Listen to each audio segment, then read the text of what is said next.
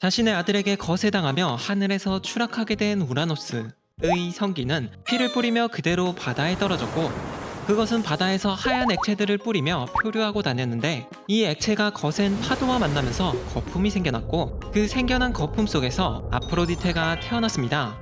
헤시오도스와 같은 고대 그리스의 사람이 아프로스라는 단어의 뜻에 비추어 보면서 아프로디테를 거품에서 나온 여인이라고 해석했는데, 거기에 비너스의 탄생 같은 유명한 그림들이 헤시오도스의 해석대로 묘사하면서 아프로디테는 잘린 성기에서 태어난 것으로 유명합니다. 덧붙여 헤시오도스는 그녀가 성기에서 태어났기 때문에 그것을 굉장히 좋아한다며 아프로디테를 음란하게 보았는데, 실로 그녀는 음란하다는 말이 무색하지 않을 정도로 방탕한 생활을 보냈습니다. 아프로디테는 사실상 남편보다 더 남편 같은 애인인 아레스와는 10명 이상의 자식들을, 그 밖에 다른 올림포스 신들과도 심지어 인간과도 관계를 맺으며 자식을 낳았는데, 정작 남편은 못생겨서인지 남편과의 자식은 없었습니다. 그녀가 못생긴 남편을 버리고 만난 남신들 중에는 헤르메스와 디오니소스, 아레스, 포세이돈 등 사실상 올림포스 12신 중 제우스와 아폴론을 제외한 모든 남신들이었는데, 특히나 헤르메스와 디오니소스의 자식들은 남성과 여성을 동시에 가진 몸이었다든지, 아니면 거기가 너무 거대해서 문제가 생겼다든지와 같은, 자식들은 아프로디테가 엮여서인지 성적이고 이상한 모습들로 그려졌는데, 이런 성적인 내용은 그녀와 관련된 자식뿐 아니라 그녀의 연적들도 마찬가지였습니다.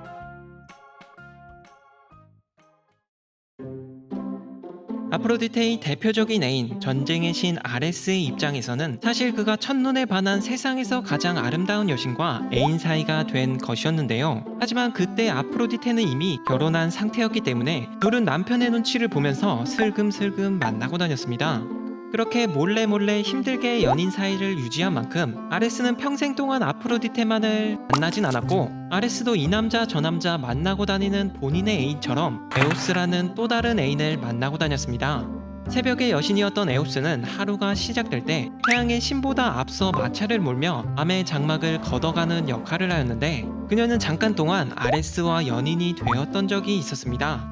하지만 에오스는 아레스와 만나고 다니다가 아레스를 찾던 그의 진짜 애인인 아프로디테가 에오스가 그와 함께 있는 모습을 발견하게 됩니다. 아프로디테는 바람피는 애인을 보며 그들에게 질투하며 분노하였죠. 분노한 아프로디테는 에오스에게 반드시 죽을 수밖에 없는 잘생긴 인간 청년에게 멈출 수도 없는 욕망을 가지도록 저주를 내렸는데, 그 덕에 에오스는 어둠의 장막을 걷다가도 잘생긴 청년들만 발견하면 그들을 유괴하고 유혹하는 음란한 여신이 되어버립니다. 그 덕에 수명에 있던 인간 청년들은 평생을 사는 여신과는 다르게 반드시 죽을 수밖에 없는 운명이었기 때문에 에오스는 평생 동안 자신과 함께 지낼 수 있는 남자를 만나지 못하게 됩니다.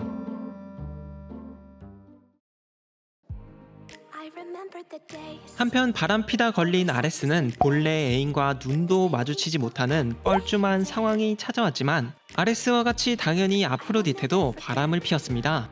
아시리아의 위대한 왕 키니라스에게는 스미르나라는 이름의 아름다운 딸이 있었습니다. 너무나 예쁘고 아름다운 딸을 가졌던 왕은 자신의 딸이 세상 그 누구보다, 심지어 사랑과 미의 여신인 아프로디테보다 더 아름답다고 동네방네 자랑을 하고 다녔는데, 이 흐름은 미래가 예상되듯이 아름다움에 민감한 아프로디테가 이 소식을 접하게 됩니다. 그녀는 한낱 인간 따위가 자신의 비교하는 모습에 매우 불쾌해하였고, 곧바로 아프로디테는 남편보다 더 남편 같은 애인과 낳은 자식인 에로스에게 본인이 그토록 좋아하는 딸이 본인과 사랑에 빠지도록 딸에게 누구든 사랑하게 만드는 황금 화살을 쏘게 하였고, 에로스의 화살에 명중한 딸은 아버지에게 도저히 참을 수 없을 정도의 욕정을 품게 됩니다. 이에 매일 밤 고민하며 갈등하던 그녀는 결국 욕망을 주체하지 못하고 딸은 왕에게 술을 잔뜩 먹인 뒤 유모를 통해서 타인인 척 자신을 소개하였고, 술에 잔뜩 취한 왕은 딸을 알아보지 못하고 자신을 사모한다는 정체모를 여인과 동침하게 됩니다. 그리고 후에 정신이 돌아온 왕은 동침했던 여자를 수상하게 여겨 조사를 해보았는데, 그 여자가 사실은 자신의 딸임을 알게 되었죠. 하지만 사실을 알게 되었을 때는 이미 딸이 자신의 아이를 임신한 상태였기 때문에 왕은 자신이 그토록 자랑하던 딸이 자신을 속이고 수치스러운 행동을 하게 한 것에 대해서 분노하였고, 결국 참다 못한 왕은 딸에게 칼을 뽑아들었습니다. 이에 깜짝 놀란 딸은 어둠에 몸을 숨기며 그를 피해 달아나기 시작했고, 왕에게 가까스로 도망치는데 성공한 그녀는 신들에게 이 고통에서 벗어나게 해달라고 빌게 됩니다. 이때 기도를 들은 신들은 불쌍한 딸의 소원에 응해주며 그녀를 모략나무로 변신시켜줍니다. 그렇게 스미르나는 나무로 변하게 되었지만, 그럼에도 뱃속의 아이는 계속해서 자라났기 때문에 여러 신들은 나무가 된 그녀의 출산을 도와주기로 결정합니다. 그리고 출산일이 되자 그녀는 신들의 도움을 받아 아도니스라는 이름의 소년을 낳게 되었죠. 그렇게 나무에서 태어난 아도니스는 길러줄 부모가 없었기 때문에 아도니스는 사실 모든 일의 원흉이었던 아프로디테에게 맡겨지게 됩니다. 그런데 아기를 받은 아프로디테는 아도니스를 보고는 엄청나게 아름다운 모습에 그만 매료되고 말았는데, 그녀는 지금은 아기이지만 후에 아도니스가 출중한 미소년이 될 것임을 알아보았고, 이 때문에 아프로디테는 다른 모든 여신들로부터 아기를 숨기고 싶어 했는데요. 오랫동안 고민하던 그녀는 여신들의 눈길이 닿을 수 없는 지하 세계의 여왕인 페르세포네에게 아도니스의 양육을 맡기게 됩니다. 그리고 시간은 흘러 아도니스는 아프로디테의 예상대로 굉장한 미소년으로 성장하는데요. 아프로디테는 잘 성장하여 익은 아도니스를 다시 데려가기 위해서 페르세포네를 찾아갔는데, 그만 아도니스를 기르다 그에게 반해버린 페르세포네가 아도니스를 돌려주기를 거부합니다. 이에 두 여신은 아도니스가 서로 자신의 것이라며 투닥거리며 다투기 시작했고, 그녀들의 다툼이 점점 더 심해지자 제우스가 중재에 나섭니다. 그리고 제우스는 아도니스를 1년 중 3분의 1을 페르세포네와 지하세계에서, 3분의 1은 아프로디테와 지상에서, 나머지 3분의 1은 그가 원하는 곳에서 살게 하는 것이 어떠냐는 제안을 하는데, 이 제안에 두 여신은 동의하게 됩니다. 하지만 속셈이 있던 아프로디테는 어떤 남자도 꼬실 수 있게 하는 페스토스 히마스라는 허리띠를 사용하여 아도니스를 유혹하였고, 곧바로 넘어간 아도니스는 자신이 선택할 수 있는 3분의 1의 시간을 아프로디테와 함께 보내게 됩니다. 아도니스를 꼬신 아프로디테는 남편과 애인을 제쳐두며 새로 만든 애인을 열심히 만나고 다녔는데, 이 모습에 페르세포네는 허리띠로 아도니스를 빼앗은 그녀에게 분노하게 됩니다.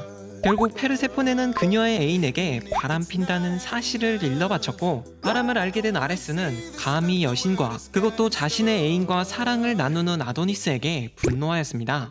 분노한 아레스는 항상 아프로디테와 붙어있던 아도니스를 호시탐탐 노리게 되었는데, 그는 결국 아프로디테가 아도니스에게 떨어지려는 상황을 확인하고는 그를 암살할 거대한 멧돼지 한 마리를 아도니스에게 보내게 되죠. 아레스의 명을 받은 멧돼지는 곧바로 아레스가 바라는 대로 아도니스를 찾아가 그의 소중한 음경을 들이받았고, 멧돼지에게 급소를 맞은 아도니스는 그대로 사망하게 됩니다. 그리고 뒤늦게 아도니스의 죽음을 알게 된 아프로디테가 찾아왔지만, 그때는 이미 아도니스를 살리기에는 너무 늦었기 때문에 아도니스는 그대로 죽게 됩니다. 그런데 아도니스는 죽었지만 그가 흘리던 피가 대지에 스며들더니, 그 스며든 장소에서 피를 머금은 핏빛의 꽃이 피어났는데, 이 꽃은 마치 아도니스처럼 굉장히 아름다웠지만 수명이 짧아 금방 시들어버리는 아네모네였다고 합니다. I wanna take it all in, I'm falling. The cityscape by night, wanna catch in my photos. Where you go, every corner twice as bright. They'll be my treasures forever. When I can't hold you tight, I'll see the Stockholm lights.